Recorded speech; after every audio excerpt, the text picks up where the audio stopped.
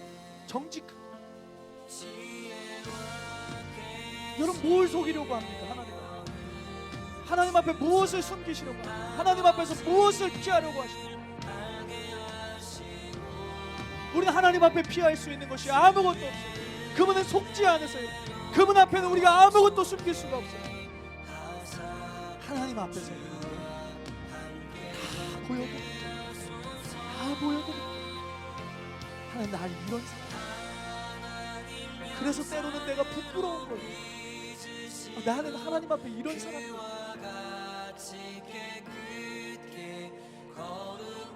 그러나 하나님은 그것으로 인해서 나를 판단하시는 거예요. 내가 숨기려고 하는 것 때문에 내가 판단을 받는 것입니다. 하나님 나는 이런 부끄러운 자입니다. 여러분 사랑의 아버지가 탕자를 자기의 자녀로 받아줬던 거예요. 탕자는 부끄러워했어요. 아들이라 일컬음을 받기를 부끄러워했어요. 그러나 하나님 아버지는 탕자를 보고 능히 그에게 신을 벗고 그에게 달려가서 그에게 입맞추고 그에게 아들의 징표를 반지로 끼워주고. 하나님은 그런 분이십니다. 하나님은 그것보다 더 위대한 분입니다. 우리는 하나님 앞에 나갈 때 부끄러움으로 나갈 수 있어요. 그러나 하나님 우리를 받아주십니다. 하나님 우리를 받아주십니다. 하나님 앞에 서시면 돼요. 여러분들이 하나님 보시기에 살아가는 삶, 하나님이 보시는 삶, 하나님 앞에 서는 삶, 하나님 앞에 정직한 삶, 하나님이 보시기에 진실한 삶으로 하나님 앞에 나아가면 되는 것입니다. 숨길 것이 없어요. 우리가 이 시간에 그런 마음으로 기도하기를 원합니다. 하나님, 우리가 진짜 여호와 보시기에 정직한 삶이 되게 하여 주옵소서. 하나님 보시기에 정직한 삶이 되게 하여 주시옵소서. 하나도 숨기지 않겠습니다. 하나도 내가 감추지 않겠습니다. 하나님은 만우리 여김을 받지 않으시고, 하나님은 없인 여김을 당하지 아니하시고, 하나님은 그 누구에게도 속지 않으신 하나님이십니다. 내 마음에 있는 것들을 다 꺼내게 하시고, 내 마음에 있는 것들을 숨김없이 하나님 앞에 내려놓게 하시고, 이 시간 정직한 하나님의 사람들 되게 하여 주시옵소서. 진실한 하나님의 신자, 진짜 하나님의 사람들이 되게 하여 주시옵소서. 기도하시기 바랍니다. 거짓을 행했던 것을 여러분 회개하시기 바랍니다. 내가 단 하나라도, 내가 적은 것이라 할지라도, 내가 예했던 것을 다른 사람들이 아니라고 받아들이고 있다, 내가 아니라 한 것을 다른 사람들이 예로 받아들이고 있다,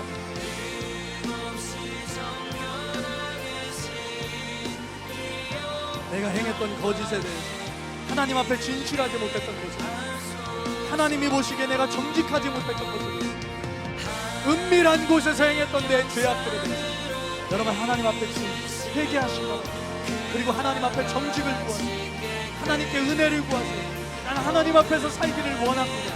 하나님 앞에서 살기를 원합니다. 하나님이 보시는 그 눈 앞에서 나는 살기를 원합니다. 나는 하나님을 의식하면서 살기를 원합니다. 하나님을 지속적으로 의식하며 살아가기를 원합니다. 하나님은 나를 지키시기 위해서, 하나님은 나를 보호하시기 위해서 그 눈을 나에게서 한시도 떼지 않으시고 전심으로 나를 찾는 자가 누구인가? 전심으로 나를 향하고 있는 자가 누구인가? 하나님은 그 능력을 베푸시기 위해서 그 눈길로 온 땅을 두루 감찰하고 계시는데, 하나님 나도 하나님을 의식하게 하여 주시옵소서. 하나님을 지속적으로 바라보는 삶이 되게 하여 주시옵소서. 하나님 앞에서의 삶이 되게 하여 주시옵소서.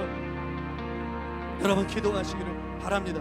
음악 좀 더 크게 틀어주시면 우리는 진실한 마음으로, 정직한 마음으로, 간절한 마음으로 여러분 기도하며 주님께 나아가시기를 바랍니다.